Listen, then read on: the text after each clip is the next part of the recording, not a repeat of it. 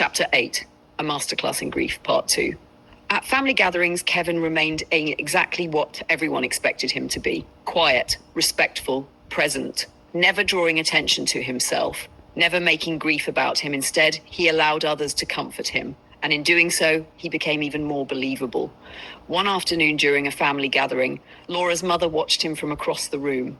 The house was filled with relatives. Conversations drifted from one corner to another. Children played outside. Food filled the dining table. Life, despite everything, continued. And there sat Kevin, a man who had supposedly lost his wife and unborn children, a man who had supposedly watched the love of his life disappear into the ocean, a man who had supposedly survived the unimaginable. "I don't know how you're so strong," Laura's mother said quietly. The room grew still around them. Kevin lowered his eyes slightly. "I don't have a choice," he replied. The answer was perfect, not dramatic, not rehearsed, just enough sadness, just enough resignation, just enough strength. Because strength in grief is something people admire, not question. Laura's mother reached for his hand, and Kevin allowed it, allowed her sympathy, allowed her compassion, allowed her trust. Because trust was the foundation upon which everything else rested. And Kevin had become a master builder. Years began to pass. 2007 turned into 2008, 2008 into 2009, then 2010. Time moved the way it always does, without permission, without mercy, without stopping for those left behind. Slowly, life reshaped itself around the absence. The memorial photographs remained, the stories remained, the love remained. But Laura became something else, a memory, not forgotten, never forgotten, but transformed. People spoke about her differently now, less about what had happened, more about who she had been.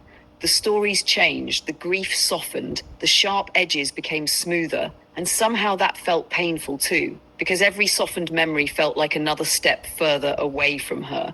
Kevin remained part of that memory. He never removed himself, never distanced himself from Laura's existence. If anything, he preserved it, spoke about her gently, remembered birthdays, visited anniversaries, brought flowers, participated in memorial gatherings.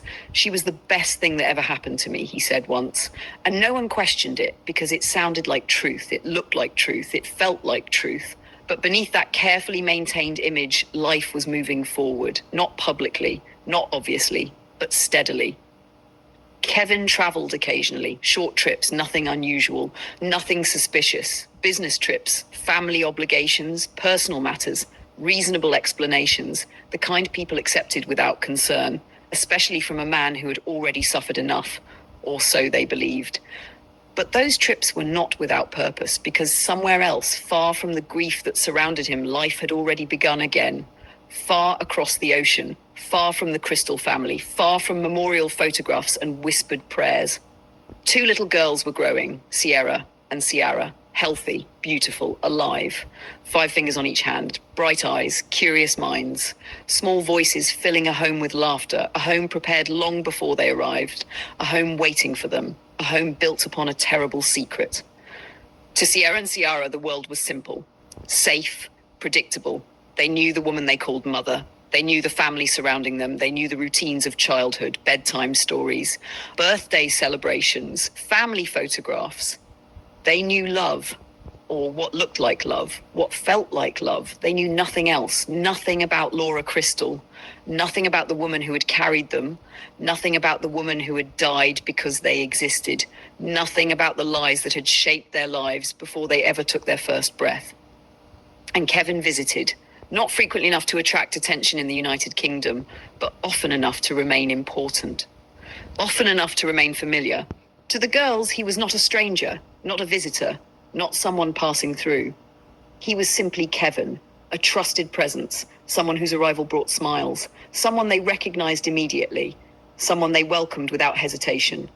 Each visit followed a similar pattern: conversations, gifts, family meals, ordinary moments.